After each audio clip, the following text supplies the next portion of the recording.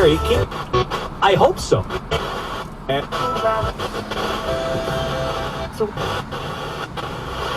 Out the number.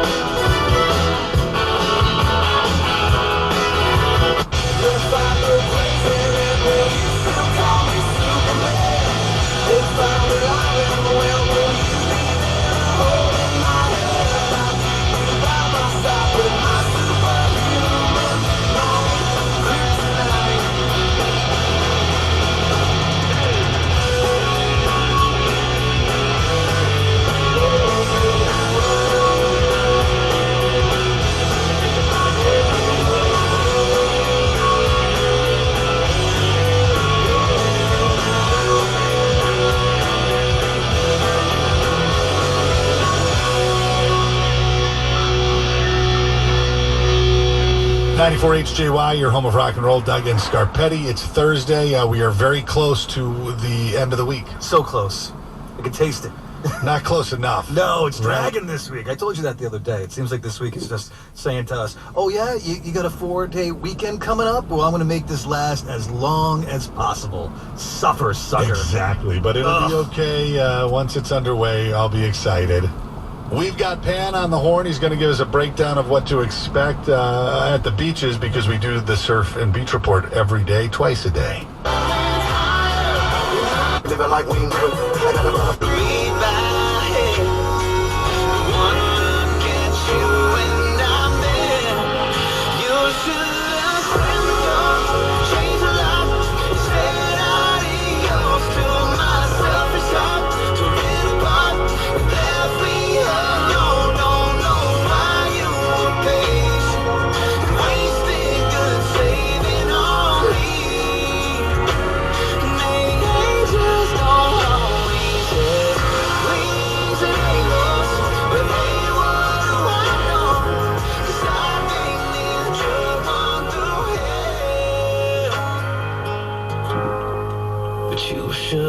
Slam the door, change the light. I said adios to myself, shot, tore it apart, and left me alone. Don't know why you erased, wasting good saving on me. Now I believe, maybe angels don't always have wings.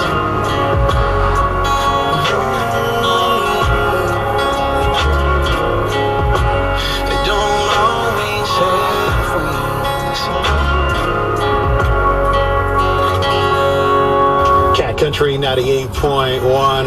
Happy Thursday afternoon. Kevin Lawrence back at it with music from Jake Owen. I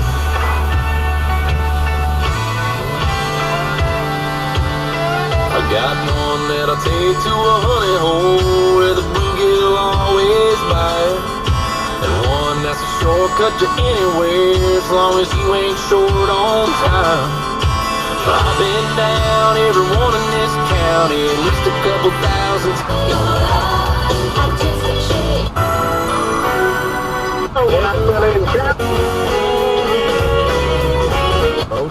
Finding that the university policies violated the Equal Protection Clause of the Constitution and its 14th Amendment, and that clause bars states from denying people equal protection under the law, Equal Protection Clause. The Chief Justice then added, however, that, quote, nothing prohibits universities from considering an applicant's discussion of how race affected the applicant's life, so long as the discussion is concretely tied to a quality or a character or unique ability that the particular applicant can contribute to the university.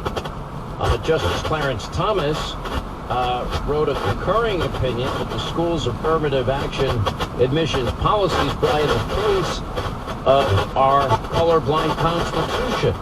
Two discriminatory laws cannot make a right, Thomas wrote. A lot of this had to do with the fact that, believe it or not, the most discriminated group in the country, when you, again, you're playing identity politics, but we break every poll down by race and gender, etc. Asian Americans disproportionately, especially when you look at objective scores in admissions, that would be the SATs and the ACTs, and for law school would be the LSATs, or for medical school the MCATs, that they scored dramatically better than students of other races, but these universities made conscious decisions, well, there's too many, quote, Asian Americans gaining admission. And again, you know, one of the things you've got to ask yourself, do you want to end discrimination by institutionalizing discrimination? Because that's ostensibly what you've decided here. And if discrimination is wrong, it is wrong and should not be practiced. Now, we're going to give you, Harvard has given every indication that they're going to try and, you know, do a workaround using the Supreme Court language here, which means probably this is not said and done forever. And it is it just is a very, very interesting thought and concept. Now, you think about this, every single, and I would argue that not every school district is the same. Let's start there. And the people that have been demanding that the unholy alliance between teachers' unions and the Democratic Party, that stronghold be broken, that stranglehold. You know, New York City, one of the top cities in the country, spends more per capita in education per student than any other, you know, industrialized country. Same with like Baltimore. What do they have, 13 public schools, not a single kid proficient in reading and math? I mean, how do you fail on such a spectacular level? And yet the teachers' unions continue this power, this stranglehold over the Democratic Party. It's all related to money and donations that they give to the Democratic Party. And it's Republicans that have said, no, we believe in choice in education. We believe in competition. You know, we believe in school vouchers. We believe in charter schools. Anything that's going to improve the quality of education for every child, predicated on a belief that, and it's my Christian belief, that every child is created by God the Father, and that inside of every individual, God puts unique talents and abilities. We all have our own unique fingerprint. I mean, that's pretty amazing when you think about it. How many people in the world? 7 billion, whatever people in the world. Every single person has their own unique fingerprint. That's a lot of fingerprint that you have to come up with. But that's just, you know, how it is. And I think in the same way, you can argue that every individual is given gifts and talents, and, you know, the education, the word education from the Latin derivative educare means to bring forth from within. That doesn't mean that you're force-feeding information into kids' brains. It means that the talent is already there.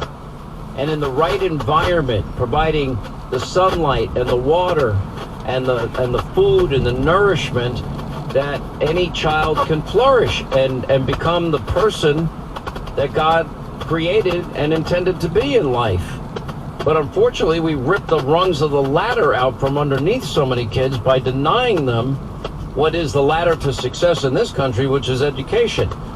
You know, but one of the ways that you can ascertain the difference between somebody's academic skills, now, there are kids that make decisions in high school, and I didn't know this now because, you know, my kids are, you know, my youngest is about to get out of college now, and thankfully.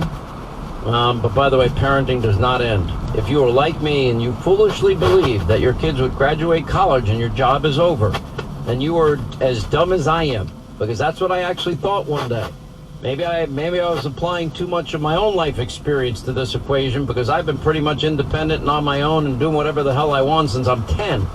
And my parents really didn't have much say over my life. And I liked it that way. And nor did I want to take anything from them or ask anything for them. And I always made my own money, and I always bought my own food, because we didn't have family dinners like normal families, because my mom was working as a prison guard 16 hours a day. How's she going to cook dinner? You know, she'd come home, crash, then her alarm clock would go off, you know, 6 hours later. It'd be like an atom bomb went off in the entire neighborhood. It was a clock radio alarm, and then boom, you know, up comes the alarm that she put away from her bed so she wouldn't flip it off, and she'd have to get up